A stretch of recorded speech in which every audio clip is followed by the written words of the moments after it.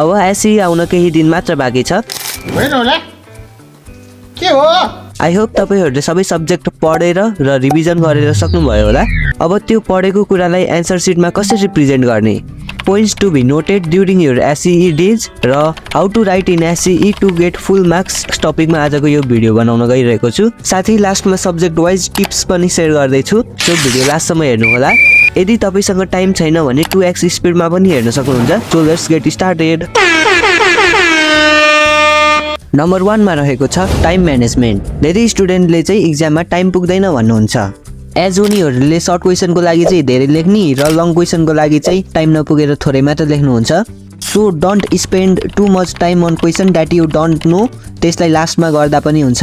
आफूलाई आउने र कन्फिडेन्टली म गर्न सक्छु भन्ने क्वेसन चाहिँ फर्स्टमा गर। एज हाम्रो शिक्षा मन्त्री सुमना श्रेष्ठ ज्यूले भन्नुहुन्छ कि क्वेसन पेपर आउँछ नि हैन, खर्र पहिला सबभन्दा आफूलाई सजिलो लाग्ने के हो, हामीलाई आउने के होबाट सुरु गर्थे न कि सबभन्दा गाह्रो त्यो क्वेसन नम्बर 1 बाट सुरु गर्नुपर्छ भन्ने छैन। क्वेसन नम्बर 10 तपाईलाई सही लाग्छ भने त्यहाँबाट सुरु गर्नुहोस् हैन। अल्सो ओड लिमिट भएको क्वेसनमा ओड जति भनेको छ त्यति लेख, न त्यो भन्दा धेरै नै बढी न त्यो भन्दा धेरै नै कम। एज तपाईहरु घरबाट नै टाइम म्यानेज गरेर जान सक्नुहुन्छ। लाइक म यति मिनेटमा यति भ्याउँछु, यति मिनेटमा यति र लास्टमा 5 मिनेट बच्छ त्यसमा चाहिँ म सब रिचेक गर्छु भन्ने टाइपको। एज मैले चाहिँ प्रिभियस इयरको एसईमा घरबाट नै टाइम म्यानेज गरेर गएको थिएँ। र अर्को कुरा, एक्जाम हल जानु अगाडि नै वासरुम जानु, सो द्याट एक्जाममा लेखिरहेको बेला पिसाब नआओस् र टोयलेट जाँदा टाइम वेस्ट नहोस् भनेर।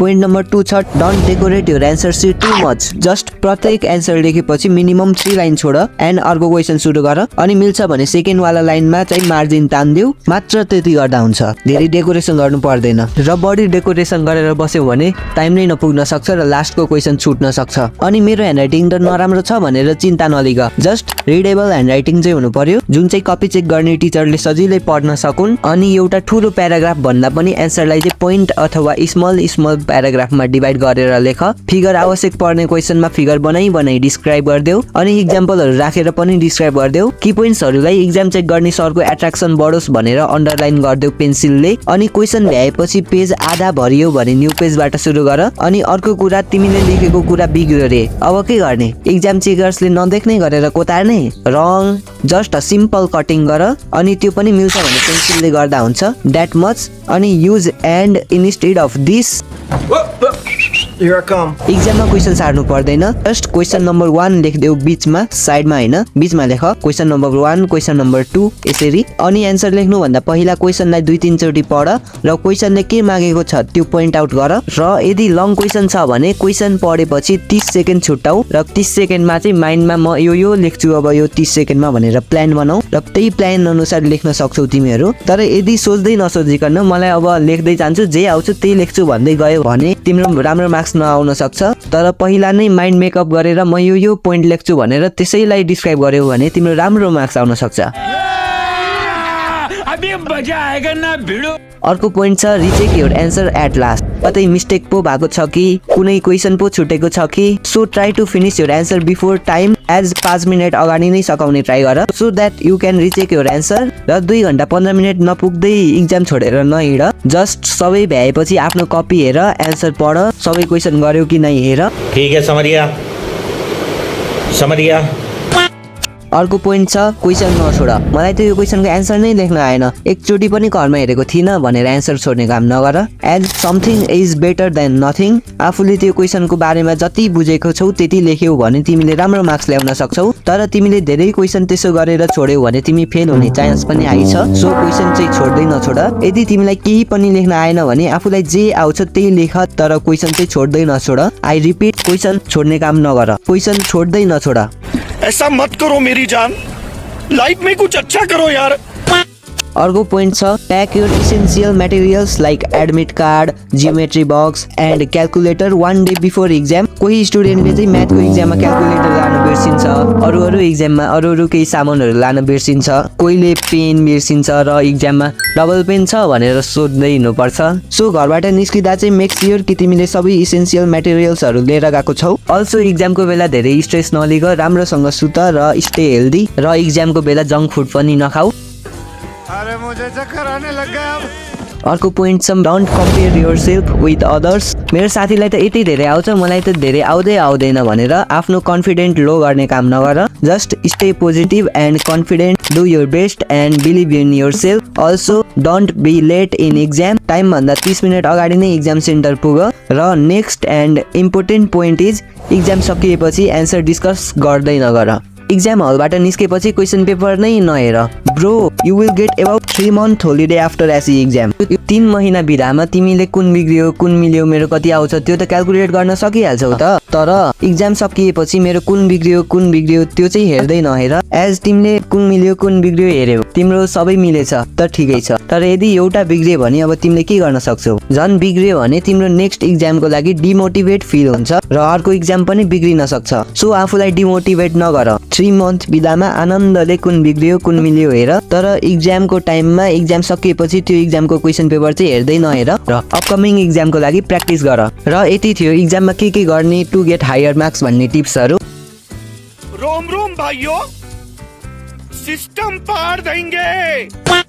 अब हाम्रो फर्स्ट एक्जाम छ इङ्ग्लिसको। इङ्ग्लिस नि के पढ्ने हो र? इङ्ग्लिस त नपढी पास भइहालिन्छ नि। उही ग्रामर सिकाइँदैन, उही लेटर राइटिङको फर्मेट भन्दैन, उही यसको के हुन्छ?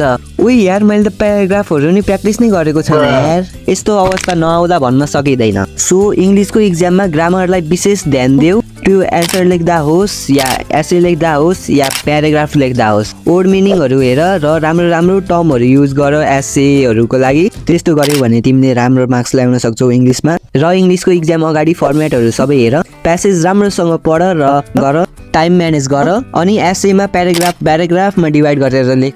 अनि इक्जाम्पलहरूले टपिकलाई एक्सप्लेन गर। अनि कोटेसनहरू लेख। कोटेसनहरू राख्यो भने चाहिँ तिमीले एसेमा धेरै राम्रो मार्क्स ल्याउन सक्छौ। So beautiful, so elegant, just looking like a wow.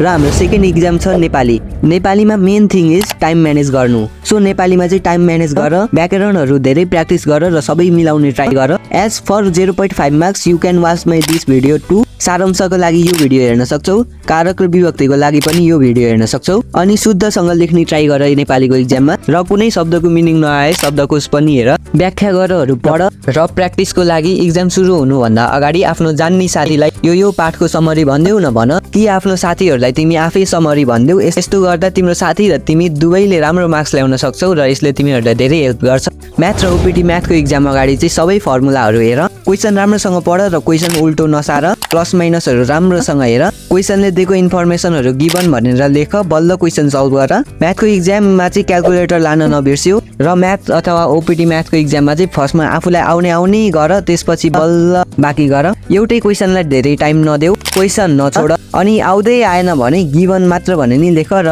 क्वेसनलाई गर्ने ट्राई गर, तर क्वेसन चाहिँ नछोड। मेन थिङ इज लास्टमा डियर फोर लेख्न नबिर्स्यौ र युनिटहरू लेखिदेऊ, जस्तै मिटर, सेन्टिमिटर, मिटर स्क्वायर इटिसी लेख्न नबिर्स्यौ। साइन्सको एक्जामको लागि एमसिक्यूको लागि चाहिँ बुकको स्मल पोइन्टहरू नोटिस गर, एमसिक्यू एक्जाममा नछोड। र प्र्याक्टिसको लागि मैले यो प्लेलिस्ट पनि बनाएको छु, यो पनि हेर।